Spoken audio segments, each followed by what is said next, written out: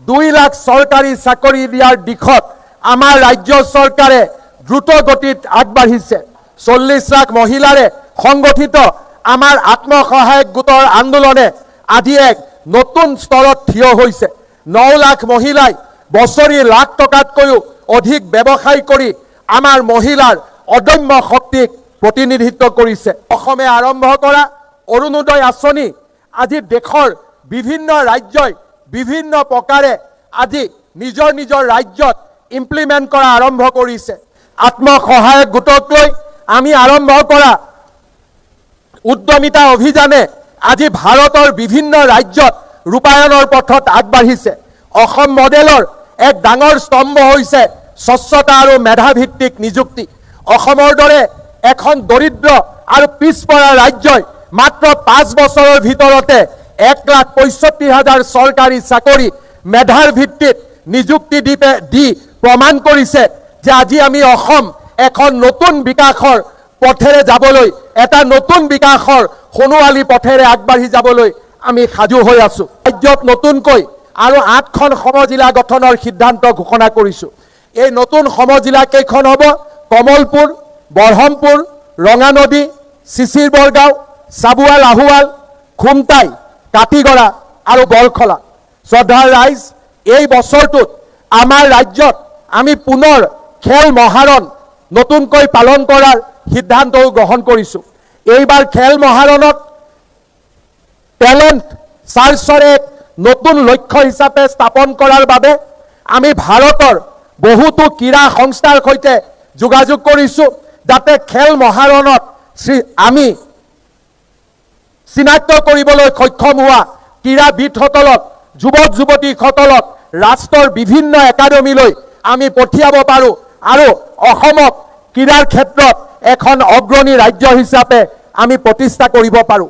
শ্ৰদ্ধাৰ ৰাইজ, এই বছৰটোত আমি 50টাতকৈও অধিক জটিল ৰোগ চিনাক্ত কৰি 18 বছৰৰ তলৰ শিশুসকলৰ চিকিৎসা সম্পূৰ্ণ বিনামূলীয়া কৰাৰ বাবে আমি লোৱা প্ৰচেষ্টাক আৰু অধিক শক্তিশালী কৰিবলৈ আমি সিদ্ধান্ত গ্ৰহণ কৰিছোঁ। শ্ৰদ্ধাৰ ৰাইজ, বাল্য বিবাহ ৰোধৰ ক্ষেত্ৰত অসমে লোৱা সংকল্প আজি দেশৰ ভিতৰতে এক অনুপম আদৰ্শলৈ পৰিণত হৈছে। 2021 চনত মই এই তিৰংগ পতাকাৰ তলত ঘোষণা কৰিছিলোঁ যে আমি বাল্য বিবাহ অসমত আমি সমাপ্ত কৰিম। যোৱা 5টা বছৰত 12,194টা গোচৰ ৰুজু হোৱাৰ লগতে 11,099 জন লোকক আমি বাল্য বিবাহত অপৰাধত গ্ৰেপ্তাৰ কৰিছিলোঁ।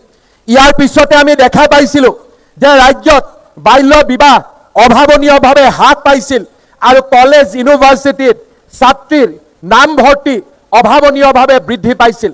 আজিৰ এই দিনটোতে মই অসম আৰক্ষীক 1 নৱেম্বৰৰ পৰা 30 দিন বাল্য বিবাহৰ বিৰুদ্ধে এক আপোচবিহীন সংগ্ৰামত লিপ্ত হ'বলৈ নিৰ্দেশ জাৰি কৰিছোঁ। এই সংগ্ৰামে সকলো পৰ্যায়ৰ বাল্য বিবাহৰ অপৰাধীক আইনৰ সন্মুখলৈ লৈ অহাৰ বাবে কাম কৰিব আৰু এই সংগ্ৰাম আপোচবিহীনভাৱে আমি আগবঢ়াই লৈ যাম। শ্ৰদ্ধাৰ ৰাইজ, এই সময়ছোৱাত আমি আৰু এক নতুন সামাজিক ব্যাধিৰ সন্মুখীন হৈছোঁ। যোৱা নিৰ্বাচনৰ সময়ত, আশীৰ্বাদ যাত্ৰাৰ সময়ত আৰু যোৱা কেইটামান দিনত বানপানীৰ সময়ত ৰাইজৰ মাজলৈ যোৱাৰ সময়ত মই বহু এনে যুৱতীৰ লগত কথা পতাৰ সৌভাগ্য নহয়, দুৰ্ভাগ্য হৈছিলে, যিসকলক স্বামীয়ে বিবাহৰ পিছত পৰিত্যাগ কৰিছিলে। চৰকাৰী কৰ্মচাৰী যিসকলে চৰকাৰী চাকৰি কৰি আছে, তেওঁলোকে প্ৰথমগৰাকী পত্নীক ডাইভোৰ্চ নিদিয়াকৈ আন মহিলাৰ লগত ইনফৰ্মেলি অনানুষ্ঠানিকভাৱে বিবাহত আবদ্ধ হৈছে।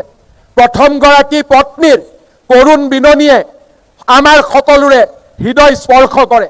আজিৰ স্বাধীনতা দিৱসৰ পতাকাৰ তলত থিয় হৈ আমি সিদ্ধান্ত গ্ৰহণ কৰিছোঁ যে যিকোনো চৰকাৰী কৰ্মচাৰীয়ে যদি প্ৰথমগৰাকী পত্নীক পৰিত্যাগ কৰে, প্ৰথমগৰাকী পত্নীয়ে চৰকাৰক আবেদন কৰাৰ লগে লগে সেই চৰকাৰী কৰ্মচাৰী বিষয়াৰ দৰমহাৰ 20% আমি কৰ্তন কৰি সেই পৰিত্যক্তা পত্নীৰ একাউণ্টত আমি জমা দিম, যাতে সেইগৰাকী পত্নীয়ে নিজৰ জীৱন নিৰ্বাহ কৰিব পাৰে। মই বেচৰকাৰী খণ্ডত কাম কৰা কৰ্মচাৰীসকলৰ ক্ষেত্ৰতো এই নিয়ম শৃংখলিত কৰাৰ বাবে এখন আইন বিধানসভাত অনাৰ বাবে প্ৰস্তাৱ গ্ৰহণ কৰিছোঁ। শ্ৰদ্ধাৰ ৰাইজ, বহু বিবাহ আৰু বাল্য বিবাহ এই দুইটা সামাজিক ব্যাধি নিৰ্মাণ নকৰালৈকে আমি ক্ষান্ত নহওঁ। এয়া অসমৰ মা শক্তিৰ ওচৰত, মাতৃশক্তিৰ ওচৰত মোৰ সংকল্প। স্বাধীনতা দিৱসৰ তিৰংগ পতাকাৰ তলত থিয় হৈ মই আকৌ এবাৰ ঘোষণা কৰিছোঁ। শ্ৰদ্ধাৰ ৰাইজ, শাসনলৈ দ্বিতীয়বাৰ উভতি অহাৰ পিছত কেইটামান দিন আগতে অসমৰ উচ্চ পদস্থ চৰকাৰী বিষয়াসকলৰ লগত এক আলোচনাত মই মিলিত হৈছিলোঁ। ডিজিটেল পদ্ধতি আৰু ই-ফাইল ব্যৱস্থা আৰম্ভ হোৱাৰ কাৰণে আমি বুজি পোৱা হ'লোঁ যে আমাৰ সচিবালয়ত কিমানখন কাগজ জমা হৈ আছে। যোৱা দুটা দিনত মই দুটা বিভাগ মই পৰ্যালোচনা কৰিছিলোঁ আৰু দেখা পাইছিলোঁ মাত্ৰ দুটা বিভাগতে প্ৰায় 12,000 এপ্লিকেশ্যন, 12,000 নথি অমীমাংসিত হৈ আছে। আমাৰ চৰকাৰত 38টা বিভাগ আছে। অৰ্থাৎ আমি যদি অনুমান কৰিব পাৰোঁ তেতিয়াহ'লে আমি স্বীকাৰ কৰাত মোৰ কোনো বেয়াও লগা নাই যে আজি আমাৰ ৰাজ্যৰ সচিবালয়ত 1 লাখ নথি পেণ্ডিং হৈ আছে। অৰ্থাৎ 1 লাখ জনতাৰ হুমুনিয়া, 1 লাখ জনতাৰ বেদনা আৰু 1 লাখ জনতাৰ কষ্ট ছেক্ৰেটেৰিয়েটৰ ফাইলৰ মাজত সীমাবদ্ধ হৈ আছে।